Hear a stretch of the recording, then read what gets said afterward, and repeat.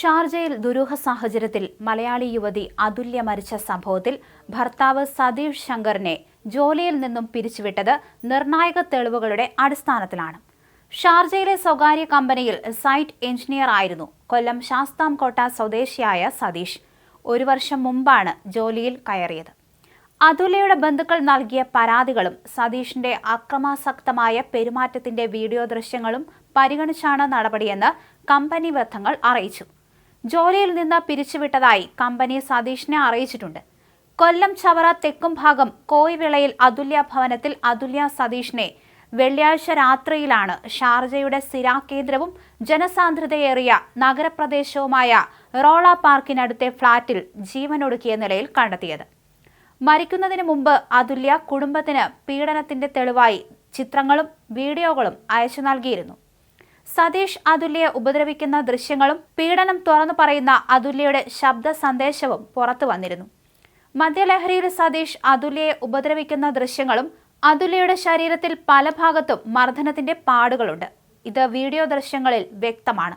അതുല്യയുടെ ബന്ധുക്കൾ നൽകിയ പരാതികളും സതീഷിന്റെ അക്രമാസക്തമായ പെരുമാറ്റത്തിന്റെ വീഡിയോ ദൃശ്യങ്ങളും പരിഗണിച്ചാണ് കമ്പനി സതീഷിനെ ജോലിയിൽ നിന്ന് പിരിച്ചുവിട്ടതെന്നാണ് വിവരം.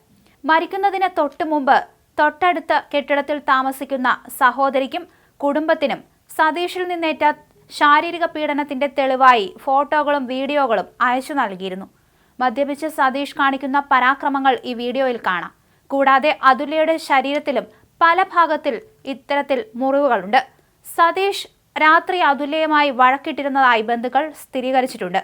തുടർന്ന് കൂട്ടുകാരോടൊപ്പം അജ്മാനിൽ പോയി പുലർച്ചെ 4ഓടെ തിരിച്ചെത്തിയപ്പോഴാണ് അതുല്യയെ തൂങ്ങി മരിച്ച നിലയിൽ കണ്ടെത്തിയത്. സതീഷ് സ്ഥിരം മദ്യപാനിയാണെന്നും കുടിച്ചു കഴിഞ്ഞാൽ അതുല്യയെ ദേഹോപദ്രവം ഏൽപ്പിക്കാറുണ്ടെന്നും ബന്ധുക്കൾ പറയുന്നു. കുടുംബം നാട്ടിൽ പോലീസിൽ പരാതിയും നൽകിയിട്ടുണ്ട്. മാസങ്ങളായി തുടരുന്ന ഇത്തരം മാനസികവും ശാരീരികവുമായ പീഡനങ്ങളും സഹിക്കവയ്യാതെ അതുല്യ ഷാർജ പോലീസിൽ പരാതി നൽകിയിരുന്നു. എന്നാൽ ഈ പരാതിയിന്മേൽ അധികൃതരുടെ ഭാഗത്തു നിന്ന് നടപടി ഉണ്ടാകുന്നതിന് മുൻപേ ഈ യുവതി ജീവിതത്തോട് വിട പറഞ്ഞു. വർഷങ്ങളായി UAE-യിലുള്ള സതീഷ് 1.5 വർഷം മുമ്പാണ് അതുല്യയെ ഇങ്ങോട്ട് കൊണ്ടുവന്നത്. നേരത്തെ ദുബായിലായിരുന്നു താമസം. ദമ്പതികളുടെ ഏകമകൾ ആരാധിക, അതുല്യയുടെ പിതാവ് രാജശേഖരൻ പിള്ള, മാതാവ് തുളസിഭായ് പിള്ള എന്നിവരുടെ കൂടെ താമസിച്ച് നാട്ടിലെ സ്കൂളിലാണ് പഠിക്കുന്നത്.